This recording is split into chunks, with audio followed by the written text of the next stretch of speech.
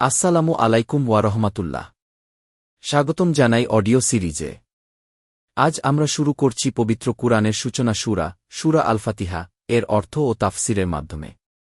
সূরা আল ফাতিহা সম্পূর্ণ আরবি পাঠ। বিসমিল্লাহির রহমানির রহিম। আলহামদুলিল্লাহি রাব্বিল আলামিন। আর রহমানির রহিম। মালিকি ইয়াউমিদ্দিন।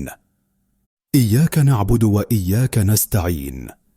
اهدنا الصراط المستقيم صراط الذين أنعمت عليهم غير المغضوب عليهم ولا الضالين। বাংলা অনুবাদ। পরম করুণাময় অতি দয়ালু আল্লাহর নামে শুরু করছি। সমস্ত প্রশংসা আল্লাহর, যিনি সকল সৃষ্টি জগতের পালনকর্তা। তিনিই পরম করুণাময়, অতিশয় দয়ালু, বিচার দিনের মালিক। আমরা শুধু আপনারই ইবাদত করি এবং আপনারই সাহায্য চাই। আমাদের সরল পথে পরিচালিত করুন, তাদের পথে যাদের প্রতি আপনি অনুগ্রহ করেছেন, যারা পথভ্রষ্ট বা গজবপ্রাপ্ত নয়। তাফসির সংক্ষিপ্ত ব্যাখ্যা। বিসমিল্লাহির রাহমানির রাহিম। এটি প্রতিটি কাজ শুরুর আগে আল্লাহর নামে শুরু করার শিক্ষা দেয়। রাহমান কি ও রাহিম কি দুটি গুণবাচক নাম, আল্লাহর দয়ার বিশালতা বোঝায়। আলহামদুলিল্লাহি রব্বিল আলামিন।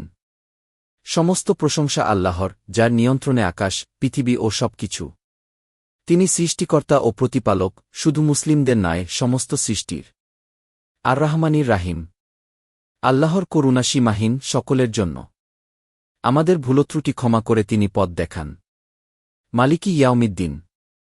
তিনি বিচার দিবসের একমাত্র মালিক।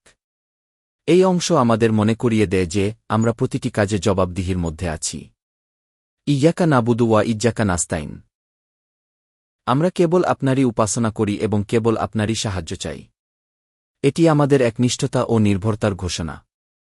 ইহদিনাস সিরাতাল মুস্তাকিম। সরল পথের দোয়া, যে পথ আল্লাহর সন্তুষ্টি অর্জনের। সিরাতাল লাইনা আনামতা আলাইহিম। এরা হলেন নবী, সিদ্দিক, শহীদ ও সৎকর্মশীলগণ। যারা গজবপ্রাপ্ত, ইহুদি ও পথভ্রষ্ট নাসারা, তাদের পথ থেকে দূরে থাকার দোয়া।